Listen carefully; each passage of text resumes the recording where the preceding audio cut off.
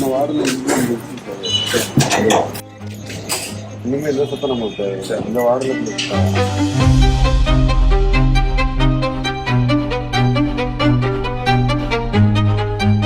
சிவகங்கை நகராட்சிக்குட்பட்ட 21வது வார்டில் இன்று காலை வழக்கம் போல நகராட்சி குப்பை சேகரிப்பு வண்டி வந்திருக்கிறது.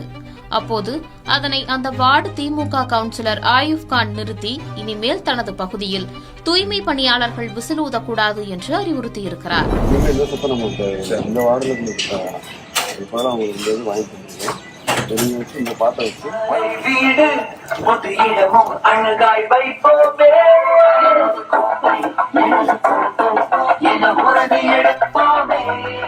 அதற்கு பதிலாக தனது சொந்த செலவில் வாகனத்தில் ஒளிபெருக்கி பொருத்தும் போது இதுகுறித்து பேசிய வீடியோவையும் அவர் வெளியிட்டுள்ளார்.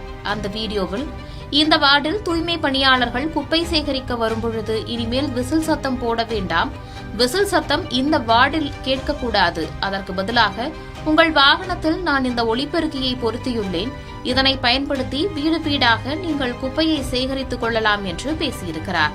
தற்போது இந்த வீடியோ சமூக வலைதளங்களில் வைரலாகி வருகிறது.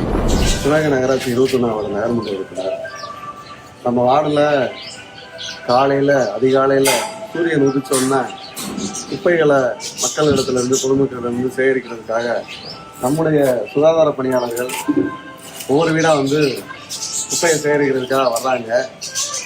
அவங்க வரும்போது கொண்டு வர அந்த சத்தம், அந்த ஊதி சத்தத்தை இனிமே இந்த வார்டில் இந்த ஊதி சத்தம் நம்மளுக்கு வேணாம்னு சொல்லிட்டு அதுக்கு பதிலாக குப்பைகளை சேகரிக்கிறதுக்கு உண்டான பாடல்கள் அடங்கிய ஒரு கருவியை, ஒரு ஒலிப்பான நம்ம அவங்களுக்கு கொடுத்துருக்கோம்.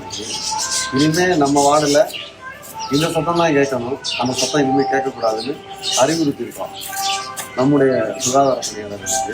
இந்நிலையில் தமிழக வெற்றிக் கழகத்திற்கு விசில் சின்னம் ஒதுக்கப்பட்டதை தொடர்ந்து பல இடங்களில் விசில் பயன்பாட்டிற்கு தடை என வதந்திகள் பரவியிருந்தது. சேப்பாக்கம் மைதானம் தொடர்பாகவும் இதுபோன்ற தகவல்கள் பேசப்பட்டாலும் பின்னர் அதிகாரப்பூர்வமாக தடை இல்லை என்று தெளிவுபடுத்தப்பட்டது. இந்த சூழலில் திமுக கவுன்சிலர் இருக்கும் பகுதியில் குப்பை வண்டியில் விசில் பயன்படுத்தக்கூடாது என்ற அறிவிப்பு வெளியாகியிருப்பது உள்ளூர் நிர்வாக நடவடிக்கையா அல்லது அரசியலின் தாக்கமா என்ற விவாதத்தை எழுப்பியுள்ளது.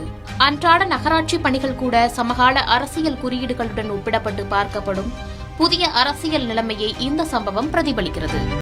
நீங்க செய்த செயலுக்கு பரிசு கொடுக்கணும் இல்லையா, அது அண்ணன் கொடுக்கறாரு, என்னன்னு நீங்களே பாருங்க. ஏண்டா விஜய் கூட இருக்கிற அந்த மக்களை தொட்டோம் நினைச்சு நினைச்சு நினைச்சு ஃபீல் பண்ண போறீங்க.